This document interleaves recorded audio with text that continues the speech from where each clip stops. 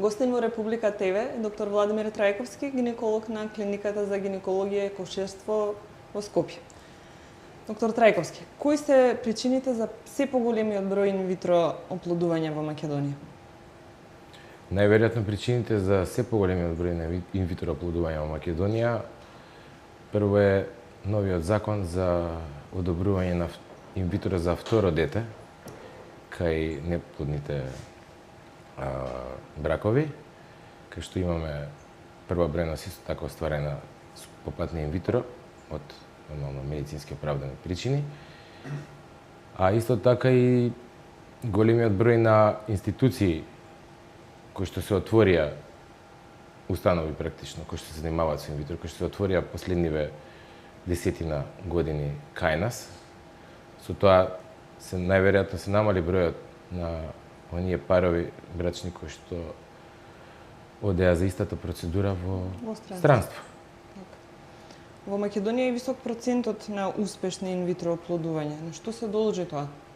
Најверојатно се должи на се подобрата опременост на установите кои што се занимаваат со процедурата, исто како и стручната подготовка на персоналот, медицински, биолошки и така натаму.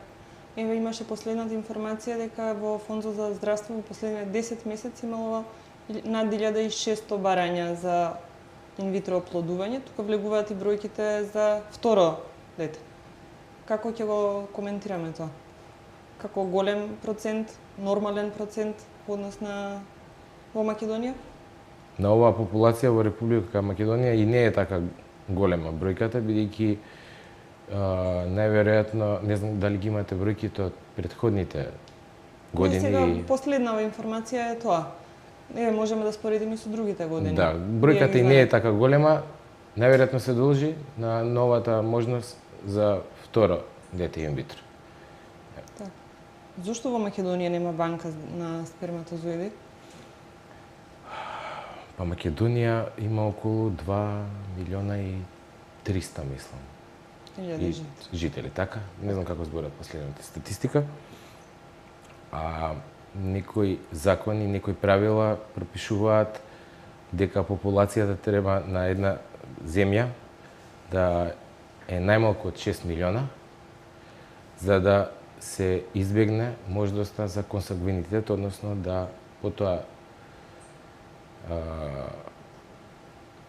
и добиениот пород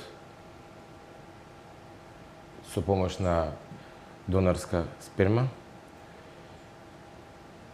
да не биде во било каква релација роднинска, да не дојдат во текот на животот со идниот можен партнер. Најверојатно е тоа, зашто сепак 2 милиона и 2,5 милиона, да се и 3 милиона, сепак и таа мала бројка, и многу е побезбедно да се увезе практично од друга земја, односно од подалечни подрачја. Во Македонија е дозволено инвитро и за самохрани мајки. Бидејќи немаме ни акредитирана лабораторија, банка на сперматозоиди, од која акредитирана банка најчесто се користат? Неколку што сум информиран, моментално во Македонија, може и грешам, другите институции нека не се лутат, ако кажам погрешно, значи моментално сум информиран дека клиничката болница Систина и Ремедика имаат оваква донирана увозна сперма и банка спермална. Може ли да ми кажете нешто повеќе за смрзнување на оваријалното ткиво? Да, смрзнување, криопрезервацијата, иначе како што се нарекува, на оваријалното ткиво е многу погодна процедура за сочувување на фертилната практично способност на оние жени кои што во текот на животот практично се работи за оние пациентки кои што ќе оболат од некакво малигно заболување, потоа ќе бидат подложени на хируршка или па радиотерапија или хемотерапија која што хемотерапијата и радиотерапијата, знаеме дека хемотерапијата е година токсична, радиотерапијата знаеме како делува врз гонадите, односно овариумите. И со цел да се зачува фертилната способност, пред да се отпочне таа врста на терапија, пациентката ќе биде подложена на една мала хируршка интервенција за да се сочува оваријалното ткиво здраво такво како што го има. За потоа, во случај да биде излечена и помине одреден разумен период од хемо и радиотерапијата, за да може повторно да се практично автотрансплантира кај истата и да може да забремени или по природен пат, или по пат на било која метода од биолошки помогнато оплодување. На колку пациентки во Македонија им е потребна донирана јајцеклетка? Најчесто тоа е популацијата која што е над 35 години, особено над 40. Бидејќи практично жената ги носи јајните клетки од раѓањето.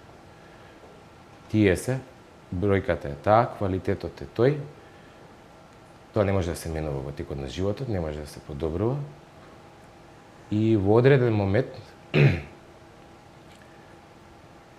односно посебно со старењето, односно со возраста на пациентката, тие јајни клетки практично стануваат неквалитетни за да бидат или оплодени или па да бидат оплодени, а да не може да се износи една бременност до крај.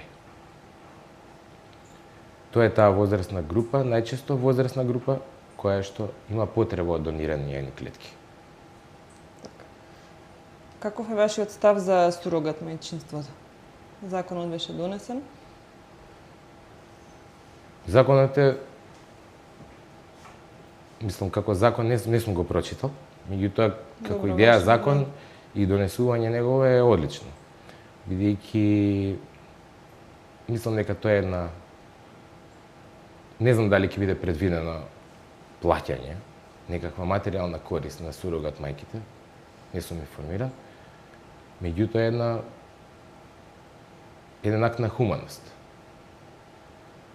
Практично да се усреќи еден брачен пар со тоа што жената која ќе одлучи да биде сурогат мајка, ќе биде само инкубатор на нивниот плод, на другиот брачен пар. Во ред, ви благодарам, доктор Трајковски.